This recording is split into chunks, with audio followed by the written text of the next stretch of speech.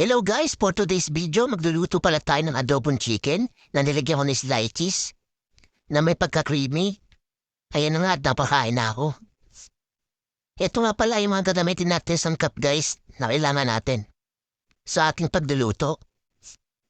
So ito na nga guys, nagpainit na ako ng mantika sa aldero para mapagsimula na tayo sa ating lulutuin. Sinimulan ko na maggisa ng sibuyas at bawang at sangkutsa ko na rin siya. Naglari din pala ako dito ng 3 laurel guys, syempre hindi mawawala yan. Tapos sinalin ko na yung mga manok natin sa kaldero lahat. Para magpantay-pantay ang luto niya. Daan-daan lang guys sa paghahalo, baka madurog ah.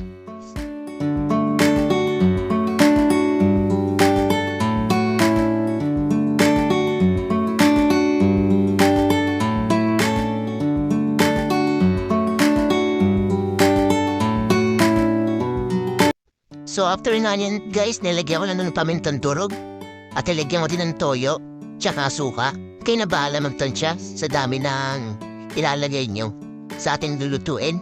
Depende po sa ating laman na manok. Ayan po.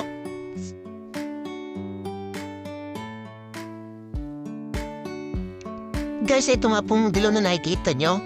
Ito po yung nilagay ko sliced cheese.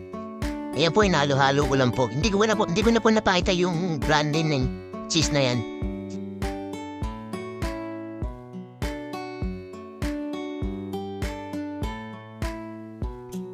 Ayan po guys, konting halo-halo lang. Dahan-dahan lang po.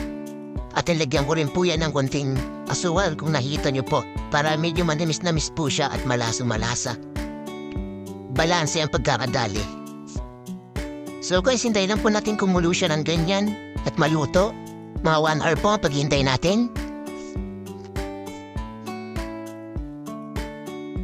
Wow! So ito na nga tayo guys, tapos na tayo magluto at kumakain na nga ako. Yes guys, ito na pa rin adobong chicken na niluto natin. Napakasarap talaga, yummy. Makaparami ka talaga ng kanin, promise. Yes, hanggang dito na lang guys. Abangan yung susunod na video yung ilalabas ko. Thank you for watching.